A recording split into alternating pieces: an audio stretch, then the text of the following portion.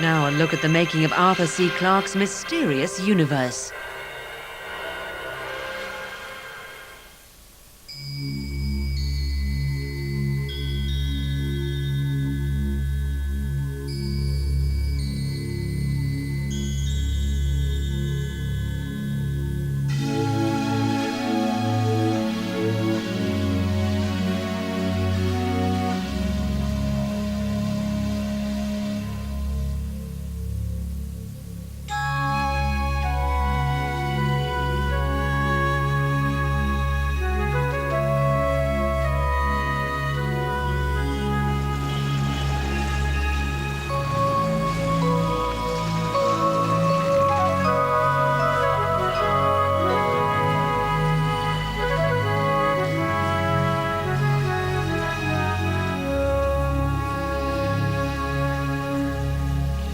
I've lived here now for so long that I really can't imagine living anywhere else.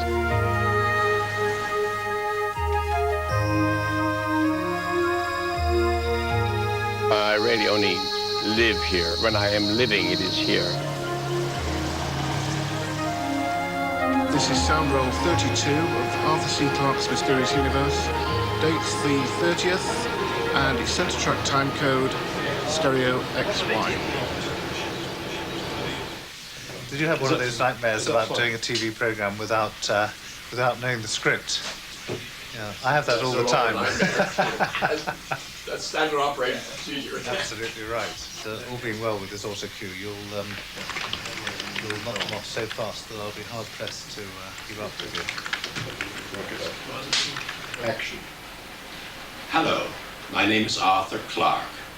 I've been studying mysteries all my life. And after nearly 3/4 of a century, I've learned this. There's a lot more in the universe than meets the eye. In this program, I'll be presenting more mysteries which for years have puzzled and intrigued mankind. No, sorry, I was for a moment really quite dazzled. I couldn't see the... Okay. Have you ever moved that light, have you? I haven't moved it at all, no. Oh. Oh no, but it's a bit of bad script writing which I got through me. Which bad? What do you mean? Bad script writing? Arthur?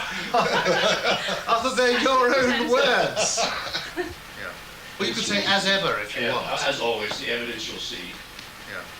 Okay. We have used the salon background whenever it seemed appropriate for the various mysteries that we've discussed in the earlier series. For instance, there's a great belief in reincarnation here. It stems from the Buddhist philosophy that you have a series of lives, that when you die, you may be reincarnated, not necessarily in human form. Well, I am extremely skeptical, to say the least, but there are some interesting case histories which we investigated of, people and children often who claim to remember earlier lives, and that is one thing. There's a great belief in astrology here. In fact, most things are done according to the correct moment determined by the astrologers. And I'm amused to tell you that the Arthur Clarke Center was opened at the propitious moment, astrologically speaking. Well, again, I don't believe in astrology, but then I'm a sectarian and we're very skeptical.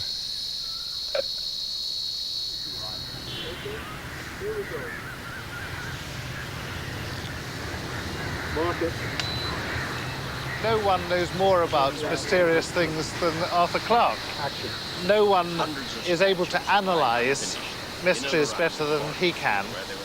When we started, we had one, maybe more, but one central good idea, which was that we would look at mysteries from a scientific point of view.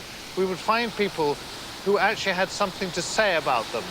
And this has proved to be, I think, extraordinarily interesting.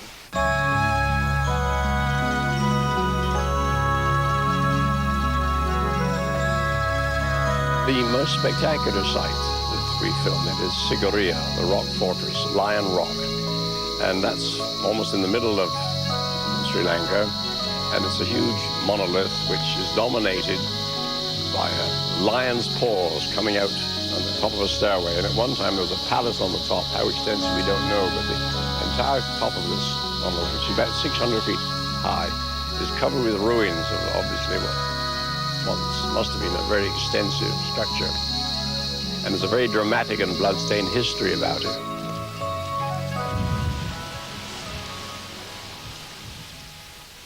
There are many beliefs and myths about Sri Lanka. The people believe all sorts of things. Much of their history is largely mythological, although a great deal has been written down. It has one of the longest recorded histories of any country. But much of that history is very much biased, particularly from the monastic point of view. But there are some interesting myths. I am very fond of a beautiful little bay on the south coast of the island. And its Sinhalese name is Unawatuna. And that is supposed to mean where it fell down. Well, what fell down? It so happens that the Earth's gravitational field has an anomaly, not very far from this place. And the satellites in the stationary orbit, when they run out of gas and can no longer sort of hover over the right spot on the Earth's equator, they all sort of wander around and end up in a kind of Sargasso Sea in space, almost above Unawatuna. So I've suggested, and not very serious, that maybe once upon a time a huge meteorite fell down there and that distorted the Earth's gravitational field, and that's why. Now, I don't really believe this, but it's an intriguing thing.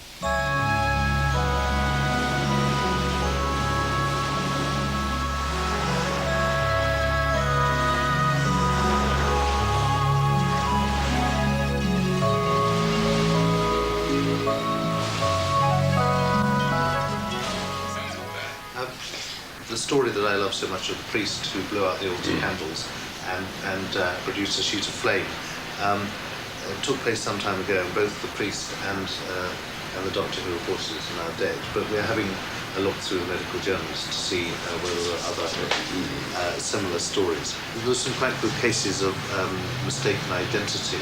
There's a case there's a case in Brighton of a pathologist who was called to the scene of where a chap had caught on fire, and when he arrived, he was able to see what in fact had happened, and the chap had basically fallen onto the fire.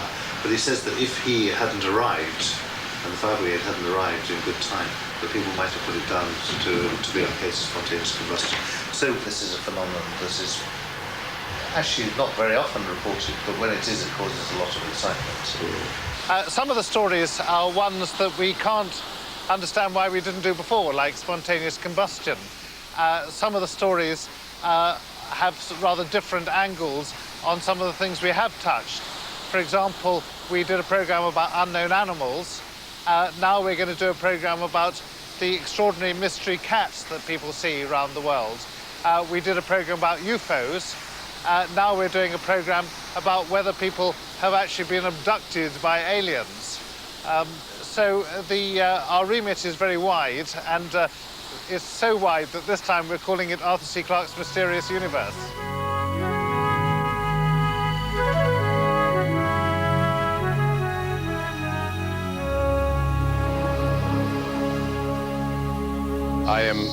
Don't think I've changed my views since the first series was done. I'm still quite willing to consider new evidence, but the trouble is that many people like to believe things on totally inadequate evidence. The flying saucers, UFOs, is a perfect example.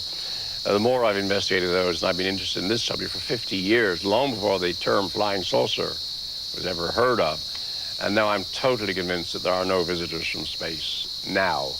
But I'm quite prepared to believe there may have been in the remote past, and I'm quite sure if we wait long enough, there will be some in the future. There's a UFO in the sky as well. Is that? You see a shining round object. 12 o'clock. It's going round and round. A kite? Oh, I see. Yeah. Right, okay. It's scintillating. I've never heard of people being abducted by a kite. No, yes. it's always the first time for everything. Tiny kite. I've enjoyed filming here. It's taken me away from the office, which is a good thing. It gives me a chance of visiting places which I might not otherwise do, and of course showing people around, which gives me great enjoyment. You double at least the pleasure of visiting a new place, if you have someone you can explain it to. One of the interesting things about Sri Lanka, which I still call Ceylon mentally, because that's what the name was when I came here, and it's still Ceylon tea, of course people know that. There are incredible contrasts. Well, first of all, there's racial contrasts. There's the Sinhalese and the Tamils and the Muslims, and that makes it interesting. It's culturally diverse. There's also variety because you have the ancient ruins, the religion. So you have a complete spectrum, modern technology, ancient technology.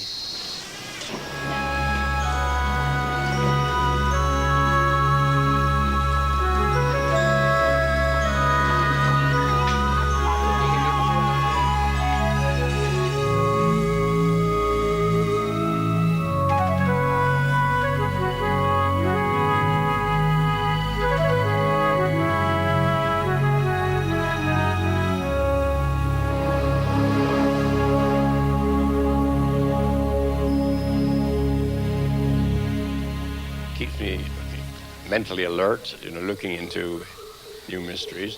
Now, there's a mystery. What is that strange creature? It's a bird of some kind. I don't know. There's wonderful bird life here. There's one bird I've never heard. It makes a horrible sound. It's called a devil bird. And when you hear that, it's supposed to be very bad luck for somebody. But I don't think that's it.